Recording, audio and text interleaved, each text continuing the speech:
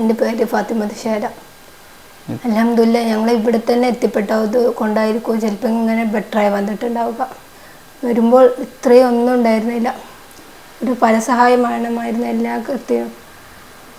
ഇപ്പോൾ അൽഹംദുലില്ലാ ഒരു ഇല്ലാതെ ഞാൻ തന്നെ എൻ്റെ കാര്യങ്ങളൊക്കെ ചെയ്യും. അതൊക്കെ ഫിസിയോൻ്റെ ഓഡിയോയുടെ സഹായത്തോടെ കൂടി ഇത്രയും എത്തി.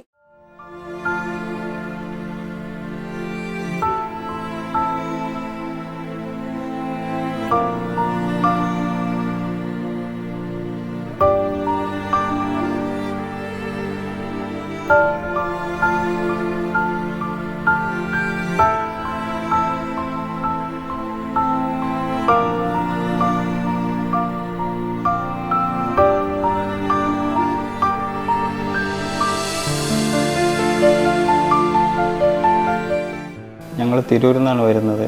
ഇതെൻ്റെ ഭാര്യ ഫാത്തിമത്ത് ഷൈല. 2 മാസം മുമ്പ് അവൾക്കൊരു സ്ട്രോക്ക് വന്നിരുന്നു.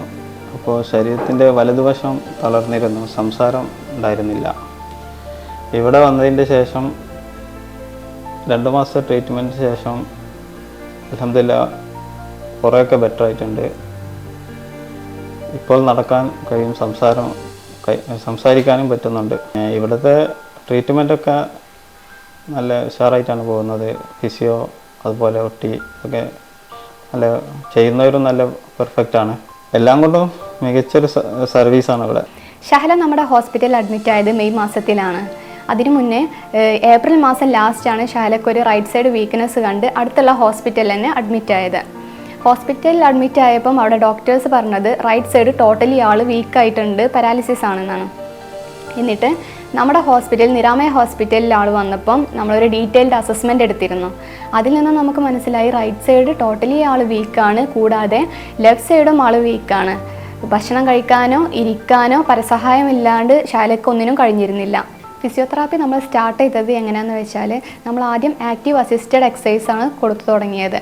പിന്നീട് suspension therapy, range of motion exercise, അങ്ങനെ മാറ്റ് ആക്ടിവിറ്റീസ് എല്ലാം ആൾക്ക് കൊടുത്തിരുന്നു. പെട്ടെന്ന് തന്നെ നമ്മൾ ഓരോ എക്സസൈസ് കൊടുക്കുമ്പോഴും പെട്ടെന്ന് തന്നെ നമുക്ക് അതിനനുസരിച്ചുള്ള ഇമ്പ്രൂവ്മെൻറ്റ്സ് കിട്ടിയിരുന്നു. നമുക്ക് മോസ്റ്റ് ചാലഞ്ചിങ് ആയിട്ടുള്ള കാര്യം എന്താ ഉണ്ടായെന്ന് വെച്ചാൽ നമുക്ക് ആൾ ഫിസിക്കലി വീക്കായത് കൂടാതെ തന്നെ മെൻ്റലി ആൾ വളരെയധികം വീക്കായിരുന്നു. നമ്മൾ ഓരോ എക്സസൈസ് പറയുമ്പോഴും ആൾക്കത് ചെയ്യാനും അതുപോലെ തന്നെ അത് മനസ്സിലാക്കിയെടുക്കാനും വളരെയധികം ബുദ്ധിമുട്ടുണ്ടായിരുന്നു.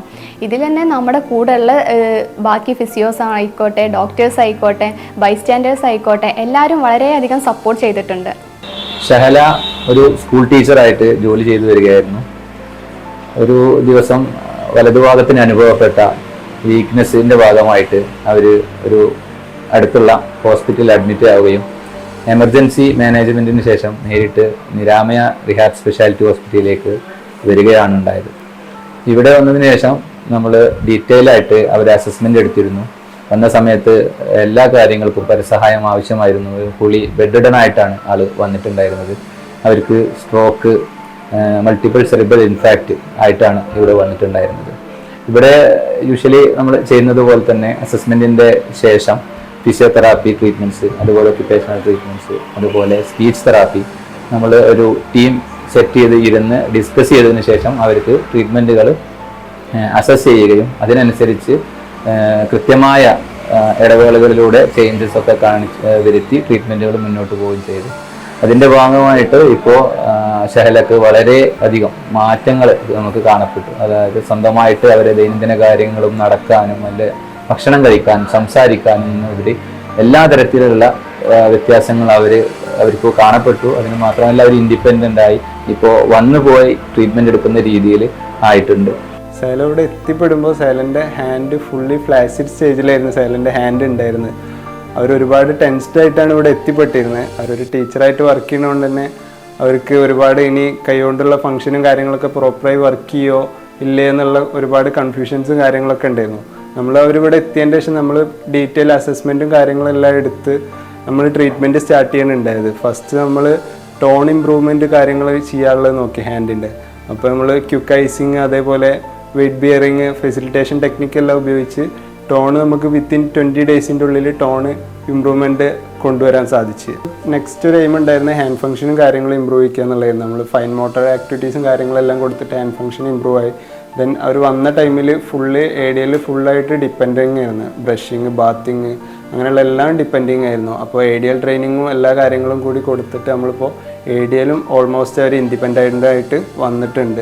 80% ഓഫ് പ്ലാന്റ് അവർ ഓക്കെ ആയിട്ടുണ്ട്. അപ്പോൾ അവരും ഹാപ്പിയാണ്, നമ്മളും ഹാപ്പിയാണ്.